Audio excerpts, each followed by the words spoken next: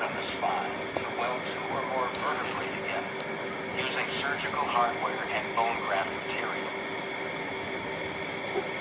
The spine consists of a series of interconnected bones called vertebrae, extending from the base of the skull to the tailbone. Each vertebra connects with the one above and below at the facet joints, allowing them to move relative to one another. In between each bony vertebra lies a shock-absorbing intervertebral disc. The facet joints and intervertebral discs work together to permit the bending and twisting motions of the back and neck. Protected within the vertebral column is the spinal cord, which connects the brain to the rest of the body. Spinal nerves emanate from the spinal cord at regular intervals.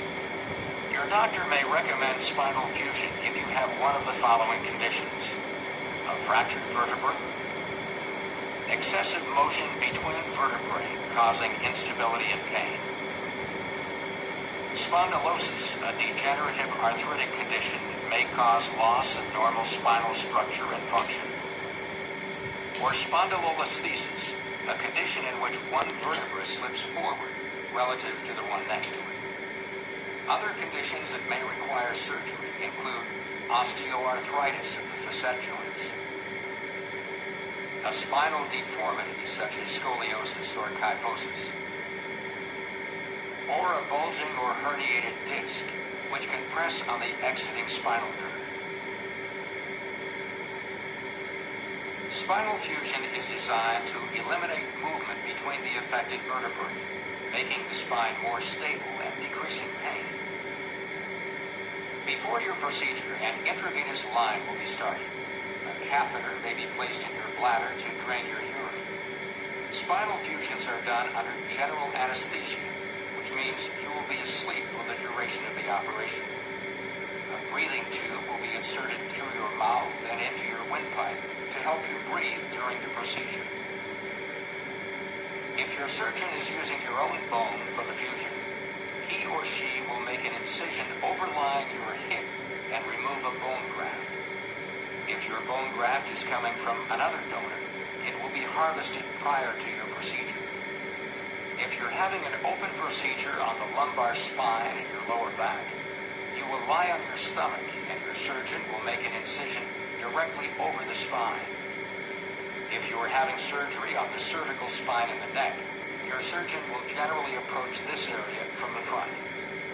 In some cases, a spinal fusion may be performed using a newer, less invasive laparoscopic technique. Rather than one or two large incisions, a laparoscopic spinal fusion requires several tiny keyhole incisions, through which the laparoscope and special surgical instruments are inserted. Using a high-speed drill and other instruments, your surgeon will remove the disc between the two vertebral bodies to be fused. Next, your surgeon will insert the bone graft into the space between these two vertebrae.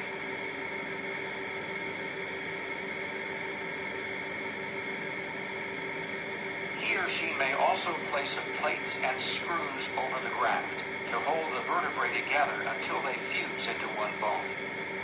To complete the procedure, your surgeon will close the deep tissue and skin incision with stitches. Many surgeons will also place one or more drains beneath the skin that will remain in place for a few days. After your procedure, you'll be taken to a recovery area for monitoring. The bladder catheter will likely remain in place for several days. You may be unable to eat for a day or two after surgery and will receive fluids and nutrition through the IV. Some pain is expected during the first few days following surgery, and you will be provided with pain medication to control it.